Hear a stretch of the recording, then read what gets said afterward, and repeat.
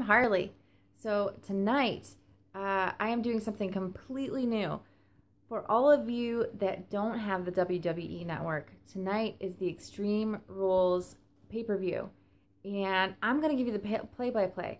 So here's the thing. Huge spoilers. If you don't want to know what happens, you got to hit stop right now because I'm going to lay it all out for you. So the first match of the night is between Dean Ambrose, the Fringe Lunatic, and The Miz. The Miz, of course, had to have Maurice come with him down to ringside because they're the it couple. They can't go anywhere without the other. So the match was going really well. There are special stipulations. So in this one, you can lose by disqualification because they didn't want the crazy guy to do anything crazy to keep his title. Also, it was really interesting. The crowd was really split. It was really like 50-50, like for the Miz and for Ambrose. There was like, let's go Ambrose, let's go Miz, like back and forth the whole, like not the whole time, but for a huge portion of the match. It was really, really fun to watch. Miz got over to Maurice, who's outside the ring, and was telling her to slap him so that Ambrose would be disqualified for outside interference. But Maurice does slap him, but the ref sees like it happen, sort of. So instead of it going the way the Miz thought it was going to go, the ref threw Maurice out back to the locker room. And while he was like, the ref was like distracted to like trying to get her out, the Miz pushed Ambrose into the ref, and then the ref was going to disqualify Ambrose for pushing him. And as he was walking over to the announcement table to, like, you know, say this is what's going to happen, he pushed me, and now the match is over, he's disqualified or whatever.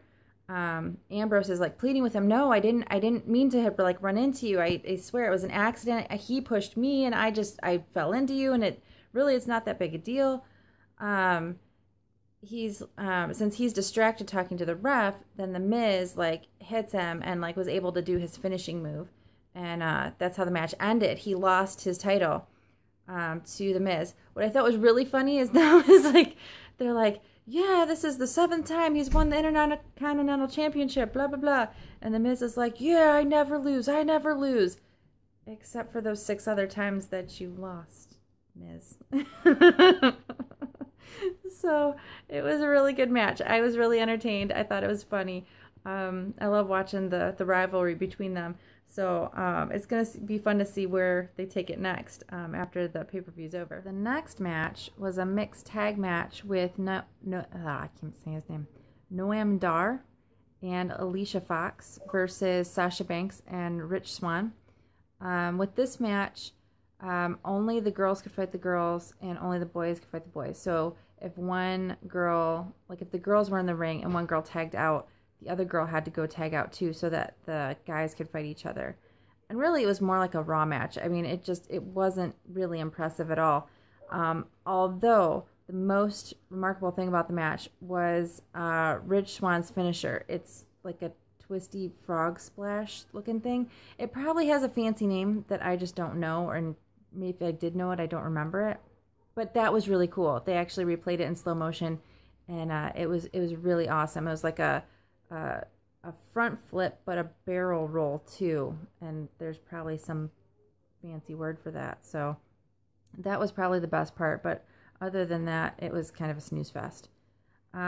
Next, Elias Sampson came out, and it's 4 minutes of my life I'll never get back. He came out, he sang a song. It was terrible.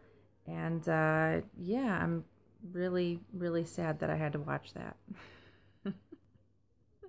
The next match after the Elias Sampson thing was actually really good. It was Bayley versus Alexa Bliss in a kendo stick on a pole match. So the kendo stick was like above, like on a pole above the third rope, and you had to climb up to be able to get it. And the whole lead up into this was Bayley going to be tough enough to use it, and like this was going to like make her Extreme, because, you know, it's the Extreme Pay-Per-View. So Bayley actually was the first one to get it down, but kind of dropped it because Alexa, like, hit her and, like, they went sprawling through the ring or whatever. And Bayley recovered it. She got it back. She was, like, going after Alexa. They actually ran around the ring a few times while Bayley, like, chased her with it. Alexa finally goes back into the ring. Bayley goes in and she, like, kind of, like, thinks about it too much, like, hesitated. And Alexa took her opportunity to like, distract her and, like, get it from her. And just beat the ever-living crap out of Bayley. I mean, she got hit, I lost count, like, 10 times. Like, the one time I thought it hit the back of her head, actually, but they replayed it, and it was, like, more like her, like, neck and shoulders. But she got hit so many times with this kendo stick. It was ridiculous. In the end, all of those, like, you know, beatings, like, took a toll on Bayley, and Alexa was able to, like, DDT her and get her pinned out. So it was a rough match to watch, though. It was kind of ugly. All right, the next match was raw, like, even worse, like, not worse in a bad way, like it was a beatdown. It was a cage match, which apparently they haven't done in a while, but I didn't realize they haven't done it in a while, so my bad. So the steel cage match was between Sheamus and Cesaro and Jeff and Matt Hardy for the tag team belt. And they have to, it's like a no pinfall, no submission. You have to get out of the cage to win type of match. And the thing I noticed right away is that the corners of the cage, there's a little platform there. So you know one of the Hardys are going off the top of that. It's just kind of a given with their history. And so it was a really, really good match. They're battling back and forth, and at one point, Matt is almost completely out of, no, it wasn't Matt, it was Jeff. I get him mixed up, sorry. Jeff is almost completely out of the cage, and Cesaro has him in an arm lock, hanging outside of the cage by an arm, and he's just like flailing all around, and he manages to get out of it and get out of the cage, but it took him a minute, and it was just like, Cesaro, like, he's a beefy dude, but you don't realize how strong he is until he's holding a guy, like, basically like 20 feet in the air. It was ridiculous.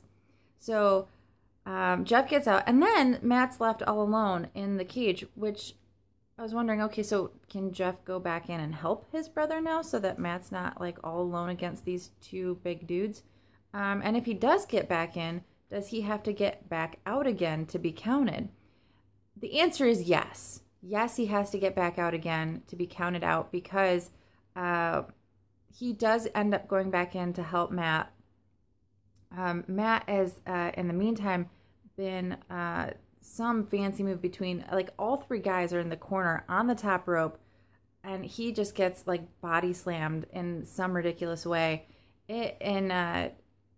He's like, all three guys are down and out. They're recovering, right?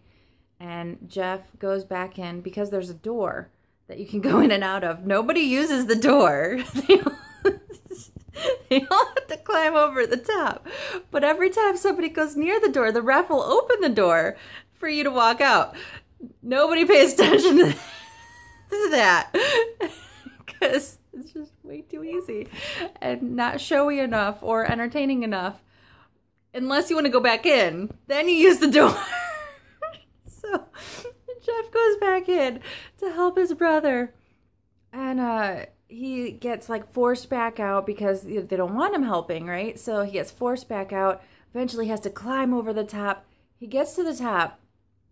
The two guys, like, Matt's down on the mat. The two guys are over in the corner. Jeff is on the top on the little platform. Backflips into the ring, onto the guys, gets them down, gets them out, starts to try to, like, get Matt, like, up, like, rouse him, like, okay, Matt, we got to get out of here. We got to get out of here. They're down. Let's go now. They, at that point, go for the door because they're smart. The other dudes, no, they go right over the top again.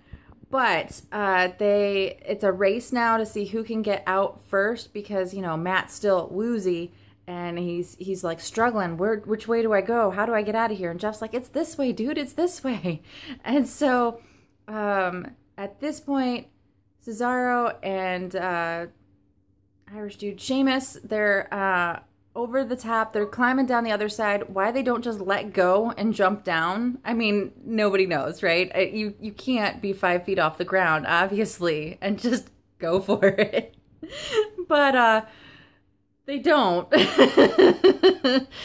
And eventually they notice, oh, damn, Jeff's out of the cage. So Matt's the only one left in the cage. We need to let go now. And they win the match.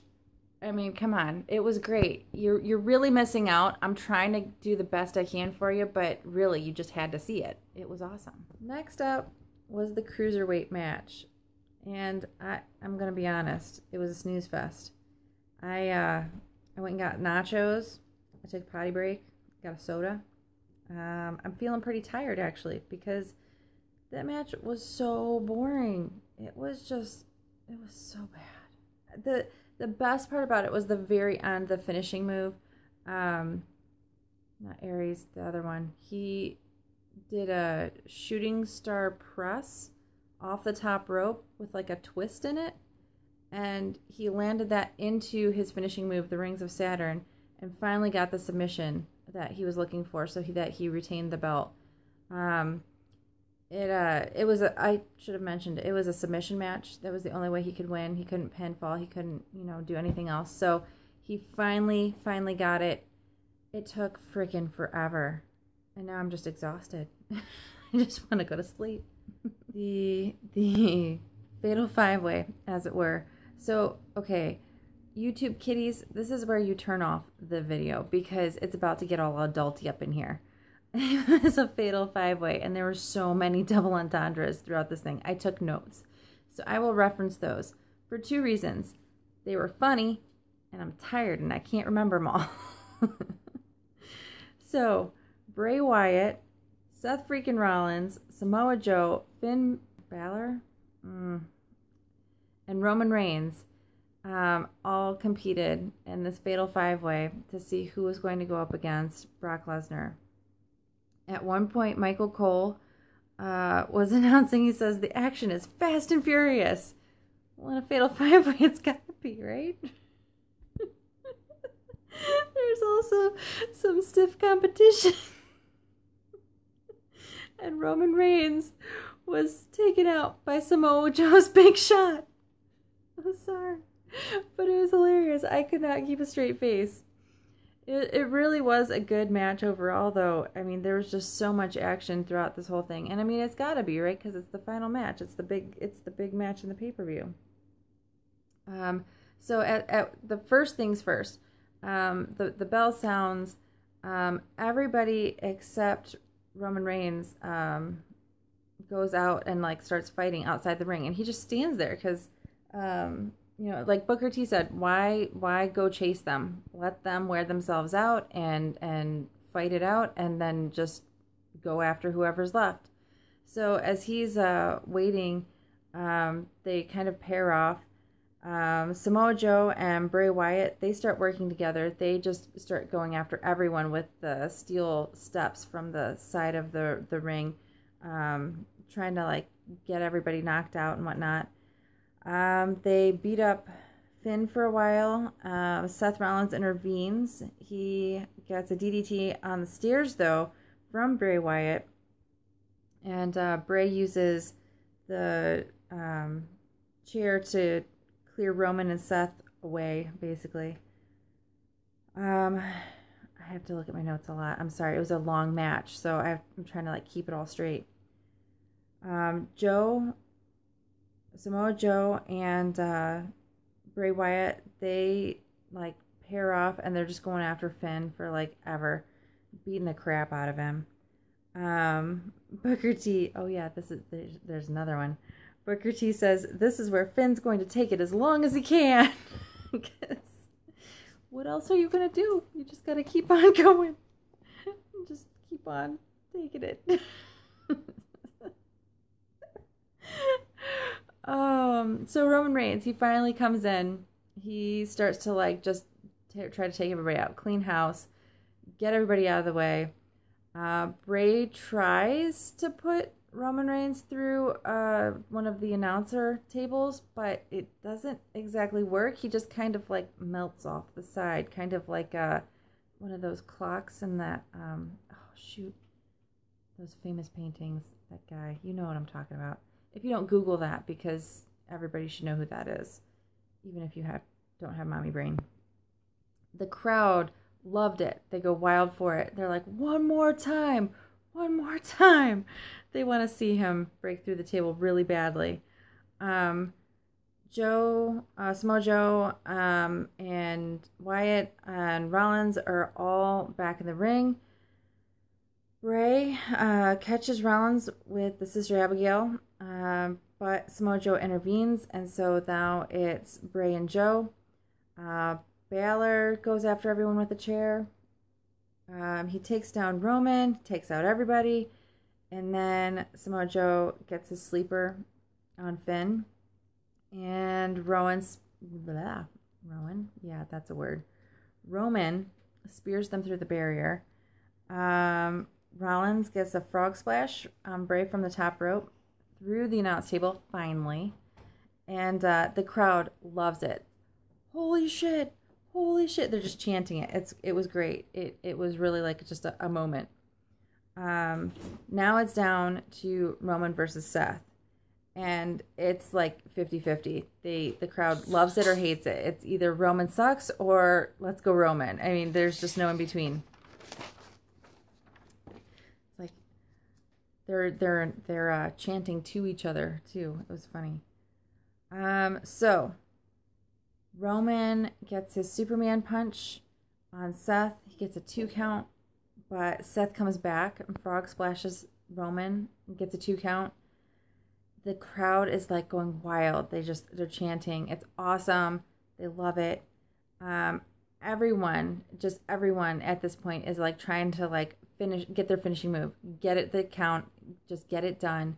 And finally, Finn gets the best of Roman, hits him with the coup de grace, and as soon as you think it's over, it's like down to 2. Samoa Joe comes in, chokes out Finn, and wins the match. It was nuts. I mean, it was like at the last second, and he chokes him out, and then everybody else is out of it at that point, so there's nobody else left to interfere or intervene. So it's going to be Samoa Joe going up against Brock Lesnar in a few weeks, however many weeks it is. It was a really, really good match. I know I kind of sped through it. I tried to like get the write down like the real highlights of the match because I didn't want to miss any of the good parts for you guys. It was a pretty good pay-per-view. I liked it. I think there were some weak spots, but I think they had enough strong points in between that the nacho breaks, they had to be in there somewhere. So somebody's got to be the one to fill time in between the good stuff, right? So I loved it. I am exhausted, though. I really just need to go get some sleep. And I think you should, too. I'll talk to y'all later. Good night, guys. All right. Make sure to click this button to subscribe. And if you want to see more videos like this one, click here to see the playlist. And if there's a third button, click that one, too. And then tell me what it does down below, because I didn't put it there.